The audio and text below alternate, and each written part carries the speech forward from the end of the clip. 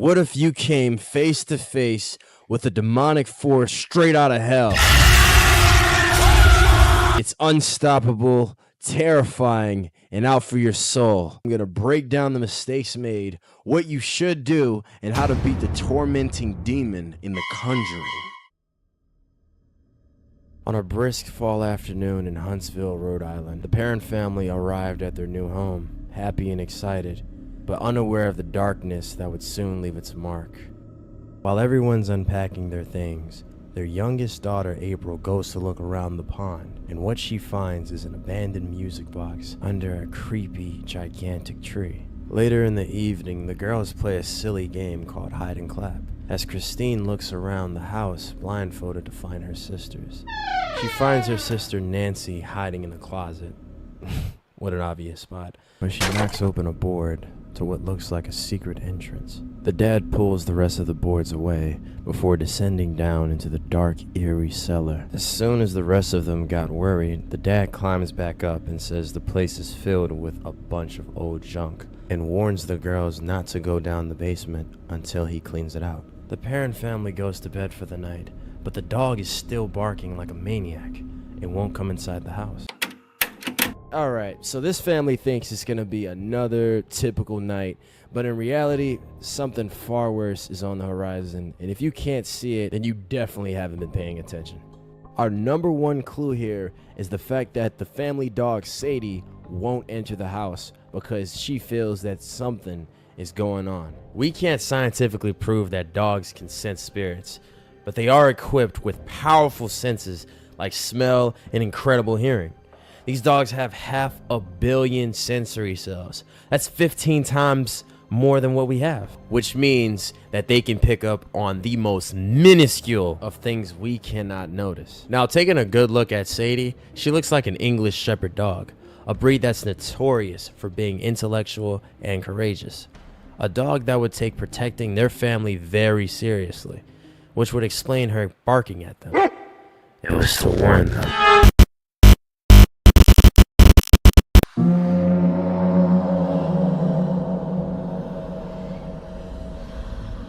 Please don't take my sunshine away.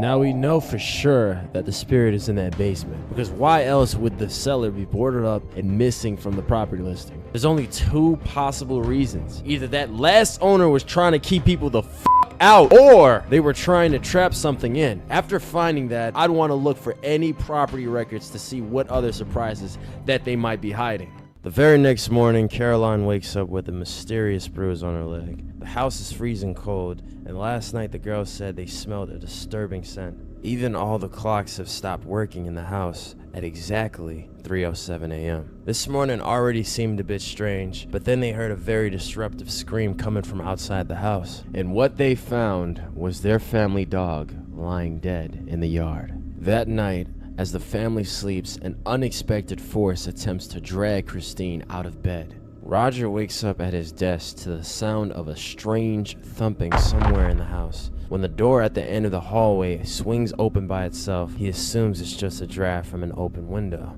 But after a moment, the stumping resumes, now coming from upstairs, where he finds Sydney sleepwalking and hitting her head against the closet door. In the morning, Caroline spots a large bruise on her back and assures Roger she'll visit a doctor. But on his way to work, Roger is startled by a bird that crashes into the side of the house, snapping its neck. April begins talking to her new imaginary friend, Rory, and tells her mom that he came from the mirror inside the music box she discovered. With her sisters away at school, she gets bored and blindfolds her mom to play a game of hide and clap. As she enters the older girl's bedroom, the closet doors swing open behind her, and a pair of hands clap from the shadows behind the hanging clothes, luring her closer. However, she feels uneasy when she finds no one there. When April walks in from the hallway, she realizes her daughter was never in the room. At night, things take an even darker turn. The the demonic presence nearly drags Christine to the floor. She realizes it's not just her imagination. Something is truly wrong. Overcome with fear, she glances under her bed and watches in horror as the door slowly creaks open on its own. Trembling, she calls out for her sister, pointing into the shadows and whispering that she can see someone standing in the corner of their room. Nancy gets up to check, and then suddenly the bedroom door slams shut, startling both girls and making them scream for their parents. Christine, terrified, shouts that the demon wants to kill them all. This demon does not give a fuck. It's already making itself known and it's terrorizing the girls. So what could the family do? The best way to handle any sort of situation like this is to simply use logic. We notice Caroline's random bruises around her body could be chalked off as her hurting herself from moving all the furniture around the house.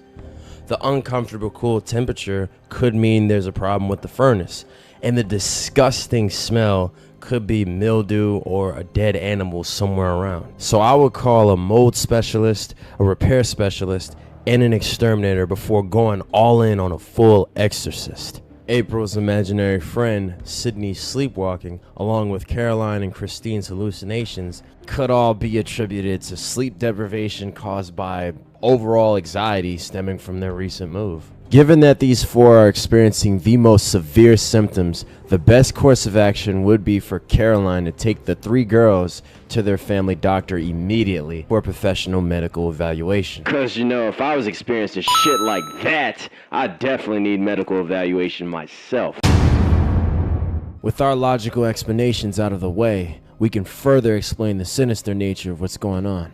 Starting with what happened to Sadie, we believe the spirit killed her to get closer to April, eliminating her protector and taking the dog's place as her new best friend.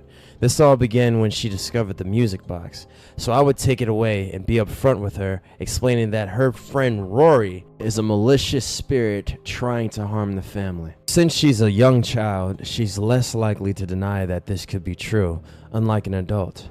For that reason, it's better to tackle the issue directly and address it head on. The wardrobe and the music box seem to be the spirit's conduits. If we're gonna do something about this house, then my gut instinct says drag out all those creepy ass antiques and make a bonfire out of them so big that the fucking neighbors is calling the fire department. Because hey, no object, no problem. Am I right?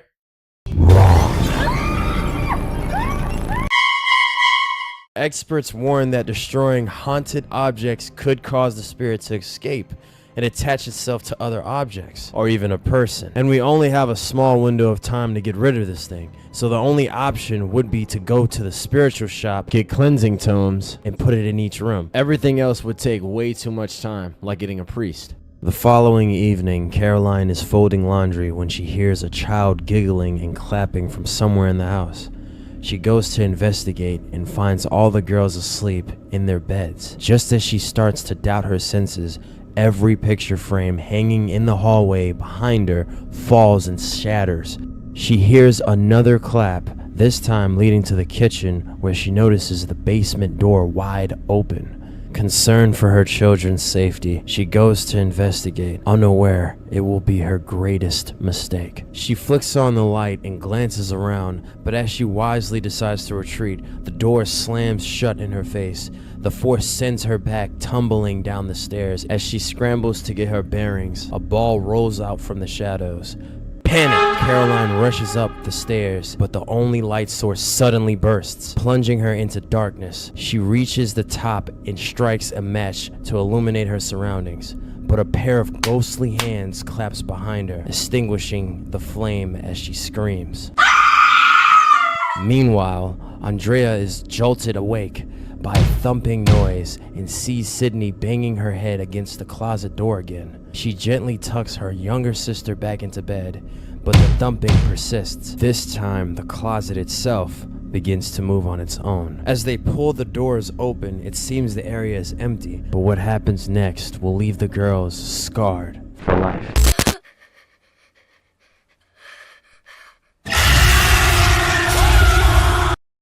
Hearing the commotion, Roger rushes into the house, helping the mom out of the basement before they both dash upstairs to check on the girls. The demon may have vanished for now, but the night's torment is far from over. So what would you do if you were a part of the Perrin family? How would you go about this? Comment down below if you would like to see more videos like this, and I'll do a part 2. I don't care about the whole we can't move out because money's tight. I think I would go homeless.